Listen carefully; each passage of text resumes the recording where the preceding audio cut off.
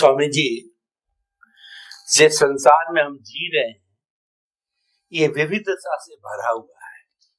कई तरह के लोग, कई तरह के मत, कई तरह के मतांतर।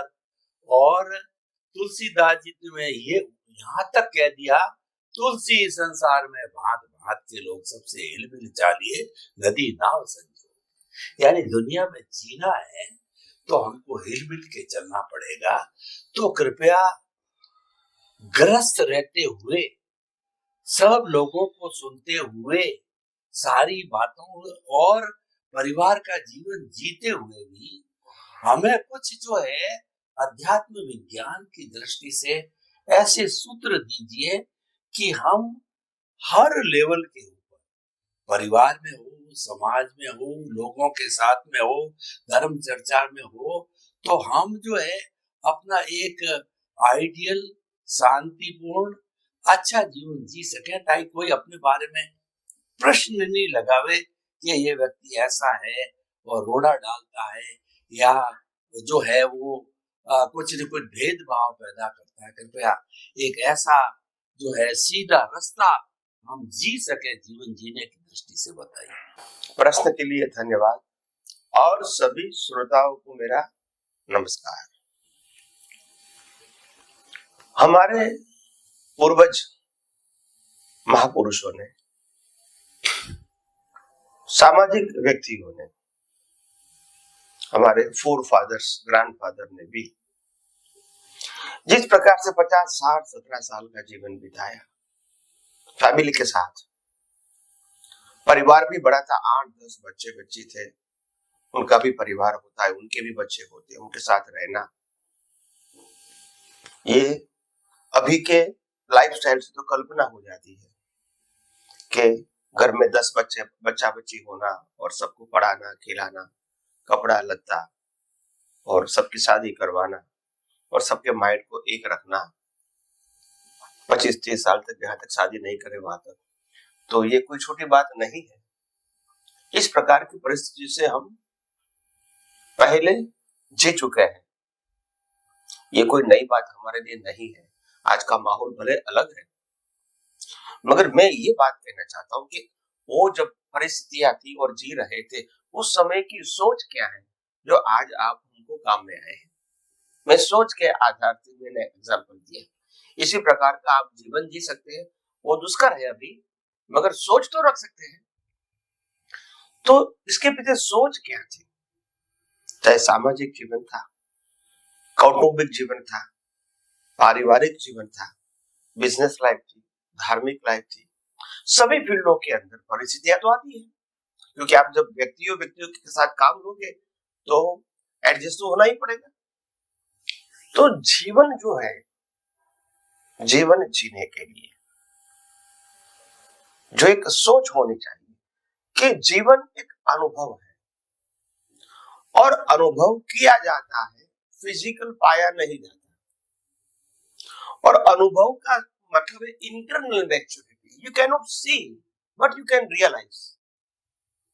तो पहले जमाने में जीवन अनुभव के लिए जिया जाता था। चाहे पारिवारिक जीवन है, चाहे हस्बैंड वाइफ का जीवन है, चाहे बड़ी फैमिली का जीवन है, चाहे सामाजिक जीवन है, चाहे धार्मिक जीवन है, चाहे धर्मगुरुओं का जीवन है, सभी जीवन में इंपॉर्टेंट था एक्सपीरियंस और अनुभव की मैच्योरिटी, इसकी बहुत वैल्यू थी। और उसीलिए इस जमाने में जब घर का मुखिया होता था, वो चाहे कितना कम या ज्यादा पढ़ा हुआ है, फिर भी उनके वारसदार जो बच्चे और उसके बच्चे जो पढ़े लिखे होते हैं, वो भी उनकी सुनते थे। उस समय ये नहीं कहते थे कि आपने तो कुछ पढ़ाई नहीं किया है तो आपको क्या मालूम। वो सब्जेक्ट नहीं था, क्योंकि अनुभव सब्जेक्ट और एजुकेशन नॉलेज वो दूसरी अलग बात है। जीवन अनुभव से जिया जाता है। जीवन से किताबों के नॉलेज से ही नहीं जिया जाता है। किताबों के नॉलेज से शायद हमको एजुकेशन से डिग्री मिलेगी, शायद जॉब मिलेगी, जीवन जीने का रास्ता नहीं मिलेगा। ये बात समझनी पड़ेगी। एजुकेशन या डिग्री से भी जीवन जीने का रास्ता नहीं मिलेगा, और अगर डिग्री से हम ज्यादा पैसा कमाएंगे तो भी जीवन जीने का रास्ता नहीं मिलेगा। जीवन जीने का रास्ता वो भौतिकता नहीं है और पुस्तकीय ज्ञान नहीं है, वो प्रैक्टिकल जीवन की मैच्योरिटी है, जो हर परिस्थितियों में वो अनुभव आप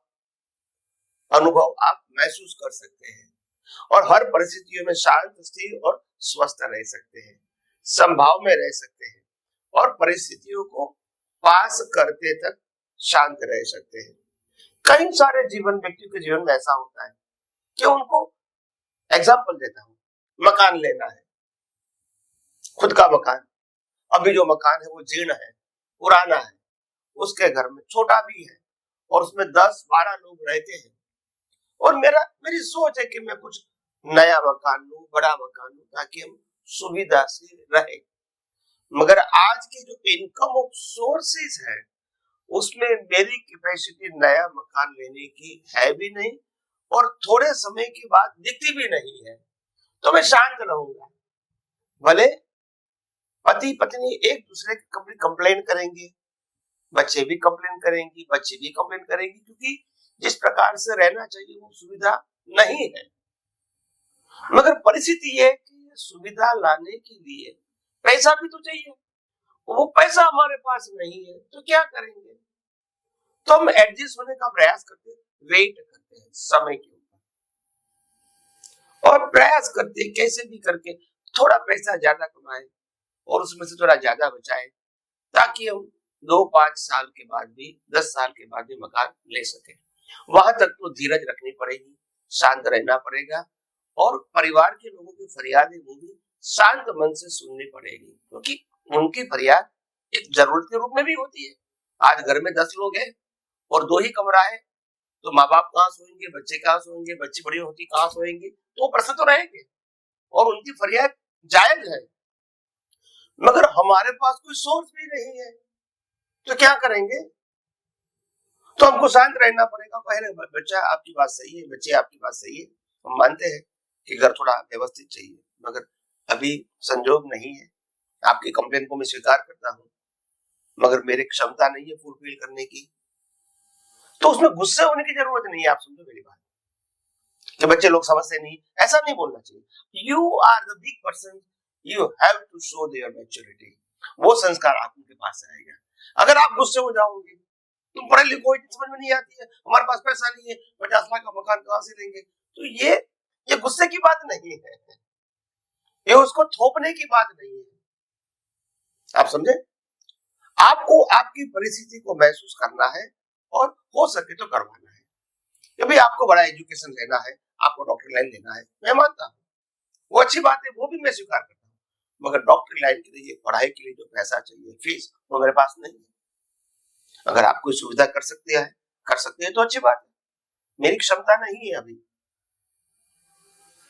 तो आप पैसे की कुछ प्रयास करो, या तो फिर उसके हमारे जो दायरे में जो कर सकते हैं पैसे का, उस प्रकार के कोर्स ले लो, तो ये बता सकते हैं। तो मेरा कहने का मतलब, हर बातों का रास्ता शांति से, स्थिरता से और समय से निकलता है। हमारे आज के प्रयत्न से रिजल्ट आएगा ही, वो जरूरी नहीं है, और जब रिजल्ट नहीं आएगा वहां तक कुछ न कुछ सुनना भी पड़ेगा, because you are the big person, और वो आपके ऊपर अपेक्षा रख के बैठे हैं, और इसीलिए वो आप फुलफिल नहीं करोगे तो उनकी जरूरियात के आधार से वो कंप्लेन भी करते रहेंगे कि आप इतना भी नहीं कर सकते, मगर वो हमको उनकी कंप्लेन नहीं देखना है। आप समझो, हमको ये समझना है कि परिस्थिति ऐसी आ जाए, ऐसा हम प्रयास करते रहे और थोड़ी शांति और धीरज से काम लें।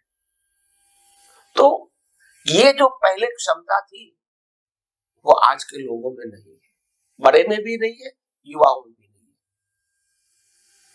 आप समझो, पिताजी फटे कपड़े पहनते थे, पुराने कपड़े पहनते थे और बच्चे को नए कपड़े देते थे, और बाहर से वो खुश रहते थे, क्योंकि उसको मालूम है मुंह के ऊपर भी निराशा नहीं दिखनी चाहिए, नहीं तो उसके इंप्रेशन समाज में और परिवार में गलत जाएगी। तो दुख में भी सुख का महसूस करना है और परिवार को आनंद में रखने का प्रयास करना, यही जीवन जीने का मार्ग है। और इसीलिए बड़े व्यक्ति को शांत रहना पड़ेगा, स्थिर रहना पड़ेगा और समय तक वेट करना पड़ेगा। हर व्यक्तियों का, हर परिस्थितियों का रिजल्ट ऑन द स्पॉट आएगा या अपनी मर्जी से आएगा या तुरंत ही आएगा, ये शक्य नहीं है। मगर हमारा जो बिहेवियर है और हमारा जो फेस है वो हर समय स्वस्थ है ऐसा ही दिखना चाहिए। और अंदर समय के लिए वेट करो और जो कुछ परिस्थिति के आधार से अपेक्षा वाले व्यक्तियों के पास से सुनना मिले वो शांति से सुनो और हो सके तो समाधान देने की कोशिश करो। उनकी आवाज को दबाने की कोशिश मत करो, रिएक्शन होगा।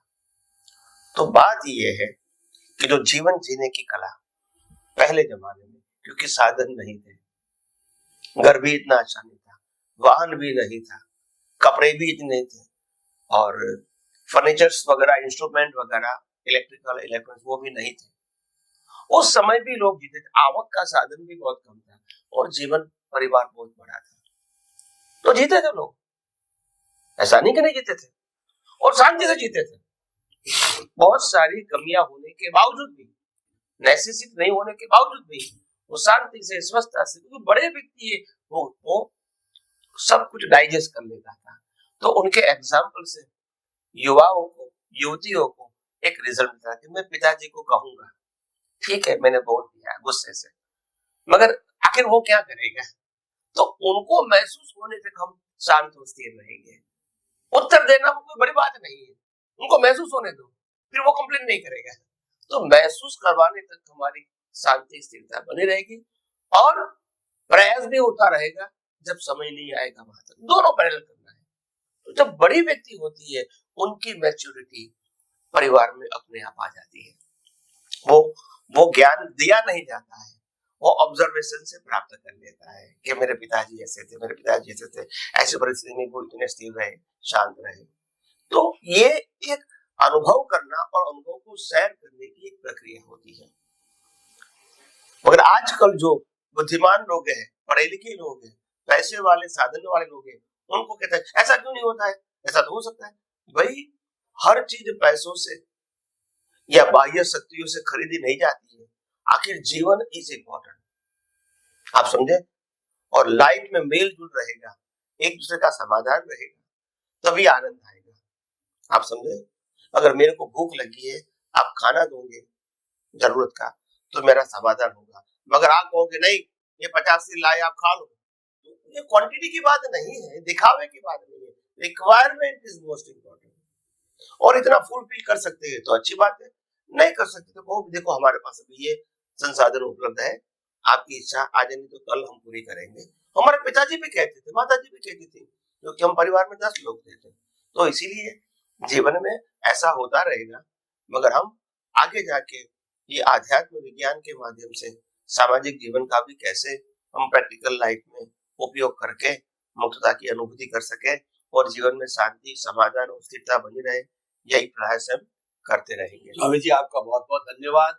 अच्छा जीवन जीने के लिए आपने सूत्र दिए, सहनशीलता, धैर्य, ये व्यक्ति अगर धारण कर ले तो हर व्यक्ति हर परिस्थिति में एडजस्ट हो सकता है। आपके प्रति बहुत बहुत धन्यवाद। कृतज्ञता। जय सच्चिदानंद। जय सच्चिदानंद।